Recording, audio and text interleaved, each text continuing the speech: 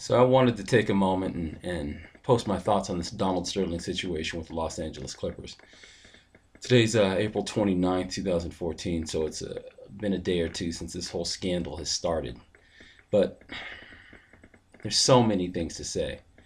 But the one thing I want to address is I have a friend of mine who said, I don't seem to understand how can you possibly have these racist comments and his girlfriend is half black and half Mexican. For me, it boils down to one very simple thing, and that's a slave owner mentality. One of the big concerns that I've always had with the majority of sports ownership or people that own sport teams is that there tends to be this reoccurring theme of a slave owner mentality. So let me express that in another way as well. As a 40-year-old black man, I've seen hatred and I know it. I know racism all too well. I currently work for an organization where I know that the ownership has made some racist remarks, and I so desperately want to quit and move on to the next opportunity. But the reality is, I still have to pay my bills, and I still have to put food on my table, and I still have to survive. And it hurts my heart, and it's part of it's part of the conflict that resides inside me. But it's the reality of the scenario that I currently live in, as is the case for even the millionaires that work for the Clippers. They have a lifestyle that they've come to live and they're used to living in, and they still have to be able to provide for their families. So they may get a chance to leave at the end of the season, but as of right now, taking that kind of stand may not be economically viable for them, first off. Secondly, again, being a 40-year-old black man, I can just let you know that once you've lived this long and you've had this many thoughts, you understand that at some point you tend to think that all older white people think this way about you. Now, of course, we know they don't. Of course, we know that there are just some beautiful souls in this universe that don't have or harbor these horrible thoughts. But I can tell you, I had a former business partner of mine who let his terrible thoughts and horrid things come out to me and to other people. Um, and I've kept that a bit of a secret as to why he and I don't speak anymore, and why we don't connect. But at some point,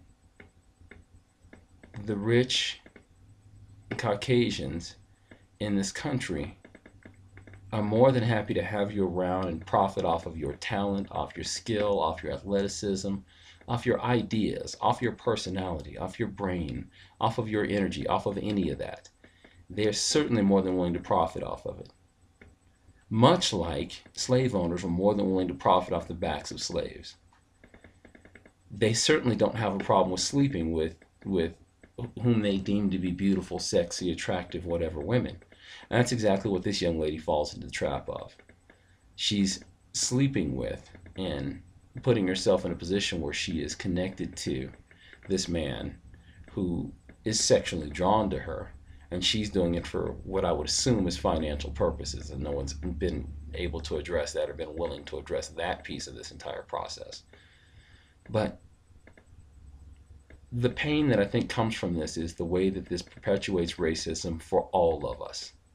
All of us will continue to look at people that happen to have white faces and think, what are they saying about me when I'm not there? What are they saying about me behind my back?